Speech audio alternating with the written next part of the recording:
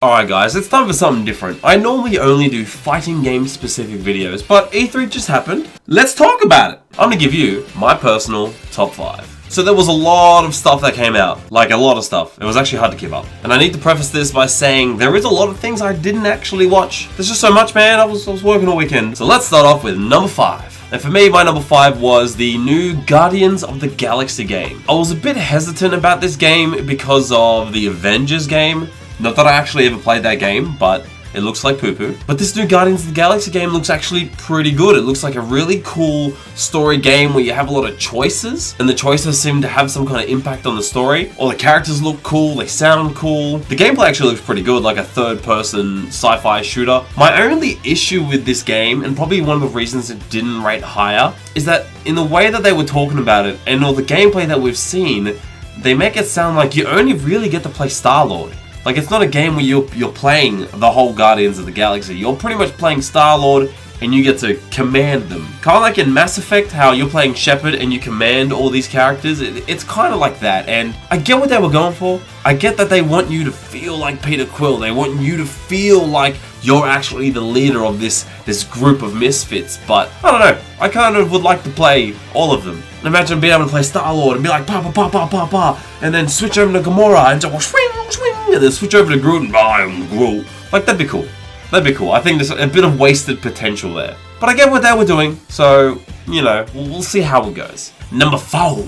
My number 4 is actually the Metroid game, Metroid Dread. I did not expect a new Metroid game. If anything, I was expecting like a Metroid Prime Trilogy on the Switch, or maybe some kind of teaser for Metroid Prime 4, but hey, this looks pretty cool. It's kind of like a sci-fi horror version of Metroid. It actually reminds me of a lot of Alien Isolation, where there's this like big bad invincible enemy that you actually can't do anything against, and you've got to hide while continuing your adventure across the ship and or whatever the fuck planet you're on. I think it's a really fun and unique direction to take the Metroid games, and Samus's new outfit is, oh, it's so sick. It's like Metroid Fusion. They like jazzed it up a little bit. I dig it. I really dig it. Number 3 for me is the new Mario Rabbids game. Now, I really enjoyed the first Mario Rabbids game, and I'm a big fan of tactical RPGs. I did not expect to like the first game as much as I did, but it was really good.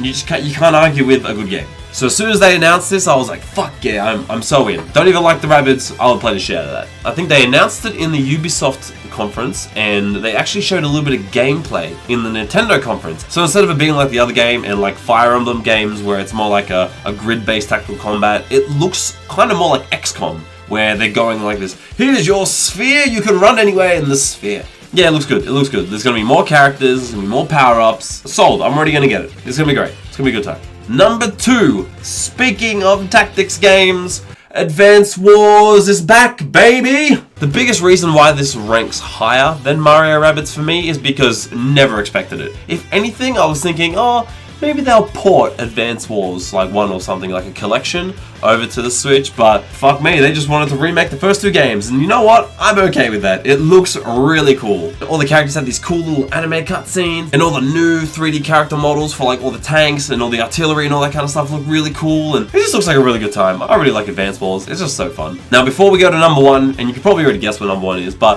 before we go on, I think we have some honorable mentions. There's 2 that I saw this weekend that I really am looking forward to, but they just didn't make the top 5 list. The first one is Back 4 Blood, which is like the new spiritual successor to Left 4 Dead, which that game is just amazing, and I can't wait for Back 4 Blood. The reason I didn't put it in my top 5 is, even though I probably want it as much as these other games, we already knew about it. And I mean, we got to see a bit more gameplay, and we got like a release date, and we got like PvP gameplay. We already knew about it. I wasn't like surprised about it. I'm just like, hell yeah, more of that game. I want some of that game. So I felt like it deserved to be in honorable mentions. God damn, I can't wait for that game. Shooting zombies and shit. Damn.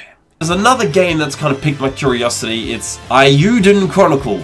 I think that's how you pronounce it. It probably isn't. It's basically like a new Octopath. And Octopath is a very, very fun game. It dragged on a little bit for me, but the end of that game was just like mind-boggling. So if it's more of that, I'm cool. I'm down with that. But I just don't think it ranks on the same list as some of these other games. But anyway, it's time for the number 1. And if you haven't already guessed it, it's Kazuya in Smash. Come on. What do you reckon? I never would have thought in my wildest dreams that we would have had Kazuya in Tekken. There was some rumor about Heihachi being in Tekken, and I was like, oh, I don't know how I feel about it. And then we got Heihachi as like a Mii fighter costume, and I was like, okay, well, flush that down the toilet. We get this trailer, and the trailer was cool. It was funny with Kazuya throwing all the cast off the cliff, and he actually looks really good. And I'm really curious about his whole playstyle and how he handles in Smash Bros. If you want to check out a whole reaction to that, you just make sure you go check that out. It's a good time. So there's my top 5 of E3 2021. There's probably a bunch of other cool games that are coming out. These are the ones that stand out to me. I obviously have a hard-on for tactics games, so whatever. What did you like out of E3 2021? Let me know in the comments below. Like and subscribe for some more fighting game goodness, and I'll catch you for the next video.